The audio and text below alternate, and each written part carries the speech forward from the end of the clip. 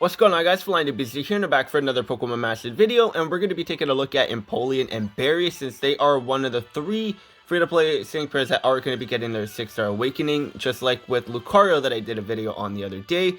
Empoleon is going to be getting his eventually, and same with Skyla and Swanna. But today's video is going to be focusing on Berry and Empoleon, and they are a very, very good free-to-play option to have.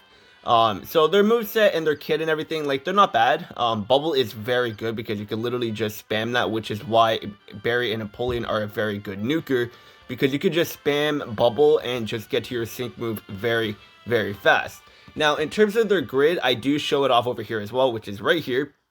I do have the typical stat increases, and then I have Bubble Beam power up with Stamina Reserves 3, Cakewalk, Agile Entry 1, Bubble Beam Move Gauge Refresh, and I do plan on changing that up to where it's focusing on Bubble, and some tiles where, like, the higher your speed is, the more powerful your moves become, and same with your sync move. So that's what I plan on changing with Berry and Empoleon. But I decided to bring them in the legendary event or the legendary arena, because it is a long event. So we're gonna be able to see them with their sync nuking potential in here, because Regirock is a pretty bulky Pokemon.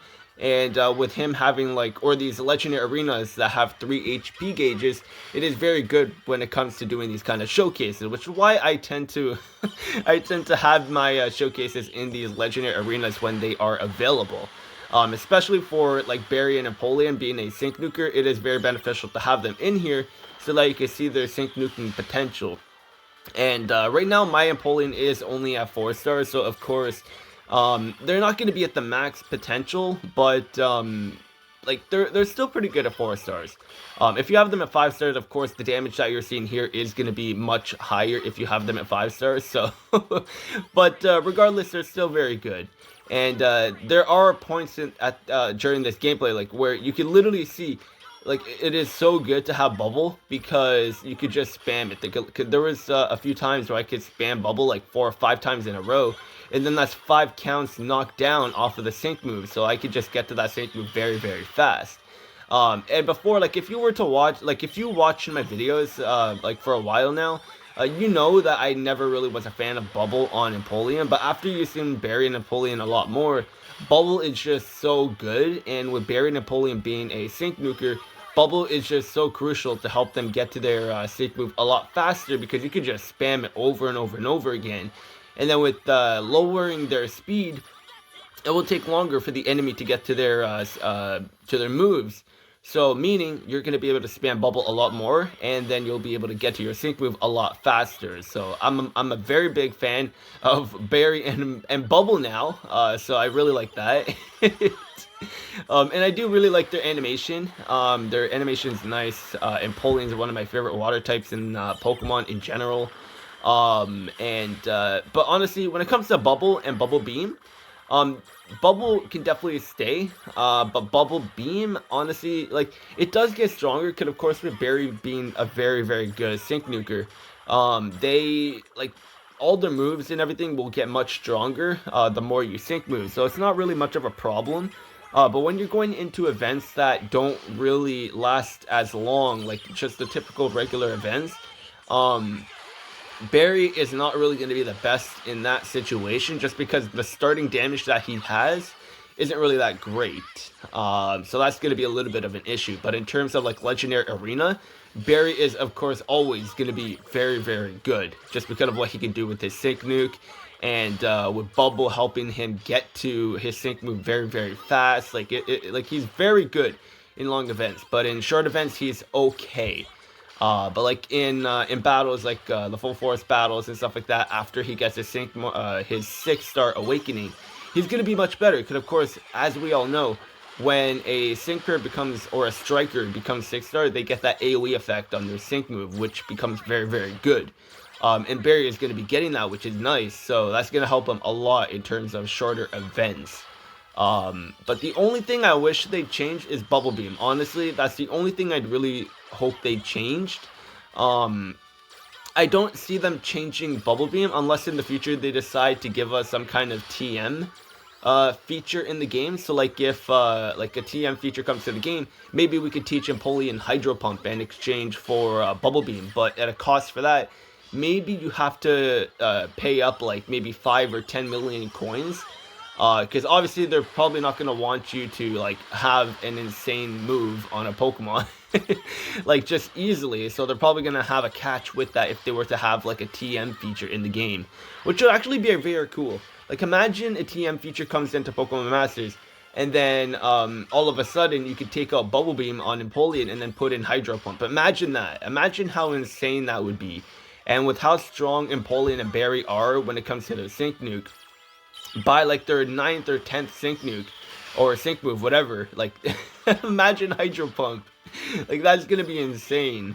The damage that they're able to perform if they were to have Hydro Pump would be very good. But like as you can see through this, like with us not getting crits very often because of Regirock's critical hit barrier, we're still doing good damage. Even though this is on part 1, I like doing it on part 1 when it comes to showcases because you're able to last long. To see the maximum amount of power that these sync pairs are able to do. We could have done it on part 3.